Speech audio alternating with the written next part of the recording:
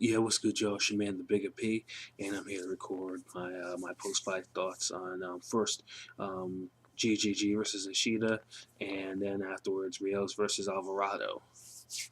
Um, First, we'll start with the GGG-Ishida card. Overall, I did like it. The first three fights were somewhat short, and they were fairly entertaining. They all ended in fairly brutal knockouts. Um, Grachev and then Erde was the. I mean, that card. That fight was. I mean, that fight was really close. I mean, I thought I had it a draw, but I was surprised they actually gave it to Grachev. And I was like, okay. I mean, I didn't know what to think or what to feel about that. I mean, although I do like Grachev, and I feasibly could have saw that fight as a draw, but hey, it's he takes the O of another undefeated fighter, so I got no problem with that. Um, the Edwin Rodriguez fight, that fight, although I'm a fan of Edwin, I'm familiar with all the Worcester area boxers since I live around the area. So obviously I want him to win, but that fight was not really pleasing to watch, dude. There was a lot of holding, a lot of clinching, more clinching than I like. It was very John Ruiz-ish type, fighting. And then I thought the fight would end early when Rodriguez actually accidentally landed a really low blow, and dude was acting like he couldn't get up and fight after 5 minutes.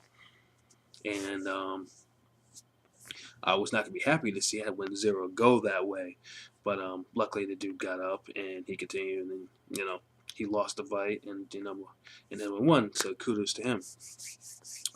Which brings us to GGG versus Ishida.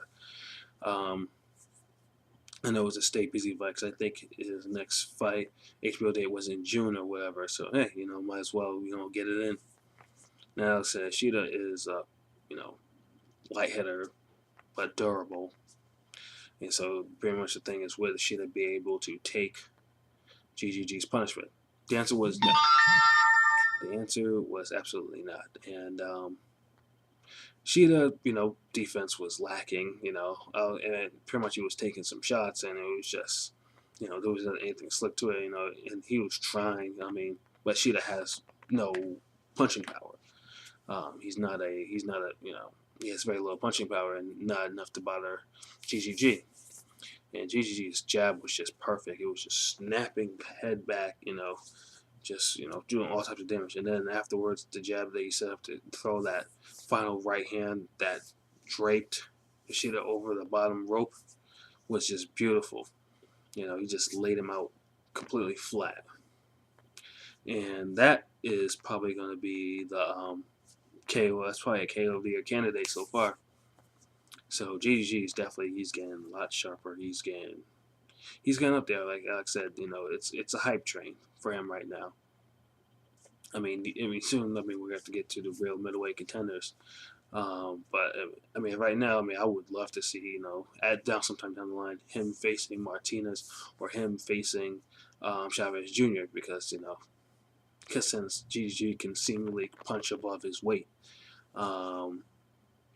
So yep, kudos for GGG for it was an entertaining fight, and overall it was an entertaining card.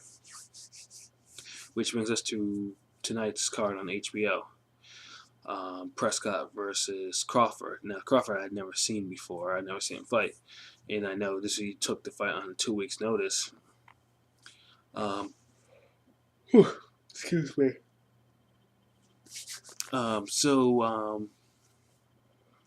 So basically it was, Prescott, who's pretty much a straightforward banger, or most Colombian fighters are, versus Crawford. And the first fight, Crawford, was a sound, very, very sound boxer. I liked the way he was switching back from, going to southpaw, then going to righty, and in lateral movement, which Prescott just simply couldn't solve. And it was against a point where he was just frustrated and just, throwing all these wild punches, and then he was getting countered off those wild punches he was throwing. Crawford schooled him. He schooled him, quite convincingly. And it was not surprising to get the decision. I have to admit though, the fight was a little bit of a downer because it was a little bit boring. But but I mean, I understand. I mean, this is Crawford's probably first taste of national TV exposure. So, you can't. We don't want to try anything stupid against a man who actually does have the power to spark somebody out like Prescott does. So, yes, so Crawford definitely made the list of someone who I will be watching, keeping an eye on for the near future. Which brings us to our main event that we just finished. That just finished airing like about 10, 15 minutes ago. The rematch between Mike Alvarado and Brandon Rios. That was an amazing fight. Overall, point blank, it was an amazing fight. It was a fight that I did not expect to go distance. I don't think anybody expected to go the distance, but it did. Although in the beginning I didn't think it would, because I know in the first round, Mike was saying he's going to be disciplined and box Rios, and that was fine. Like, yeah, whatever. We'll see that. And then in the second round, I know they were trading, and then Rios caught Mike again, and Mike started wobbling. I'm thinking, okay, he's gonna air him out early.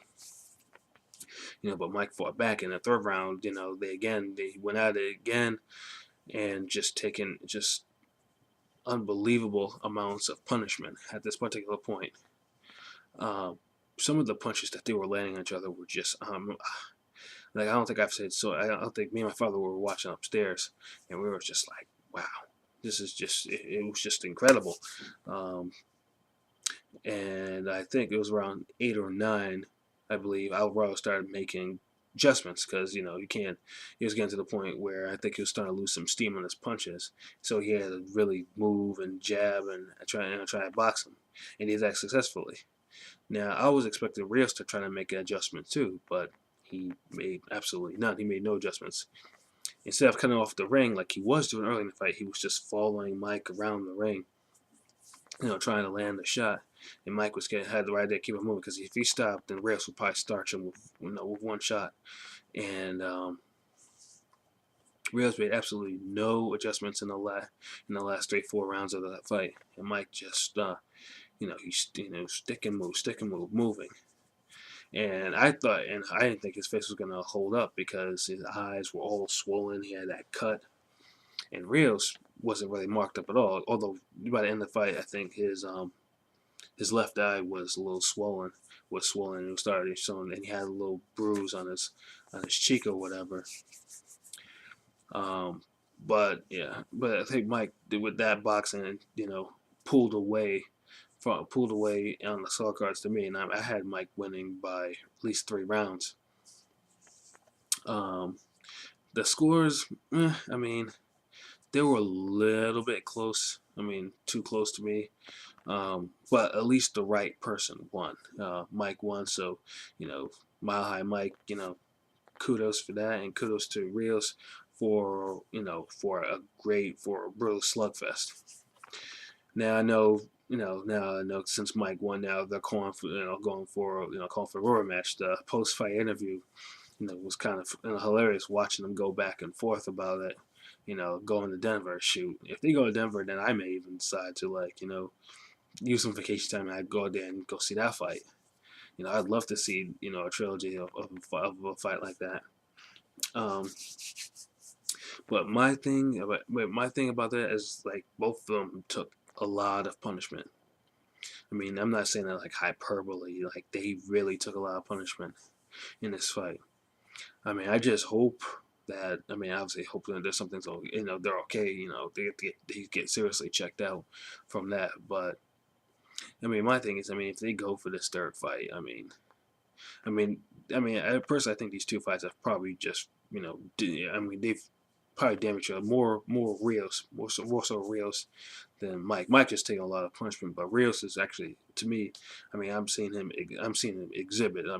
Most people would tell me, "Oh, Pat, no, Rios isn't slurring his speech. That's that Mexican Chicano speak, whatever." And I'm like, no. Mike, Rios is speaking from one side of his mouth. That's slurring. That's what slurring does, unless he has like a big tongue or he has something wrong with his jaw. That's slurring, and that's how I feel. Rios is showing the damage, but Bob Aaron's like, hey, why do we watch Brandon Rios? We don't watch him to outbox anybody. We watch him to get into these brawls and knock somebody out. That's what he does, and he does that extremely well for the most part, well, except for tonight. Meanwhile, of course, Mike was just, like I said, he showed the damage from the fight. I mean, a third fight like this, I mean, to me, a third fight would probably even be more damaging. I have a feeling that they're gonna ruin each other. That they're gonna ruin each other if, let's say, I mean, if they fight each other again and they fight immediately instead of like taking a break or at least taking a soft touch or whatever. But it's boxing. I mean, it's the game. You just never know what's gonna happen. Sometimes you can see things as see things as they're probably going to happen. Sometimes, hey, they might surprise you. But but at least put them on a pay-per-view or something, because for a third fight, they both deserve a huge payday. Like put them on their own card. I mean, or put them on a card of a great, of another great fight, something like. But they deserve that money because, I don't think neither of them can take too much more of what they went through tonight. So yeah, that's been basically that's my whole fight. That's my whole thoughts on the fight, and yeah, right now I'm about to upload this and then afterwards go to my usual forums, go to my Twitter, and then talk about the fights some more, and hopefully maybe a download will be available within the next hour or so. All right, you guys. Until next time, peace.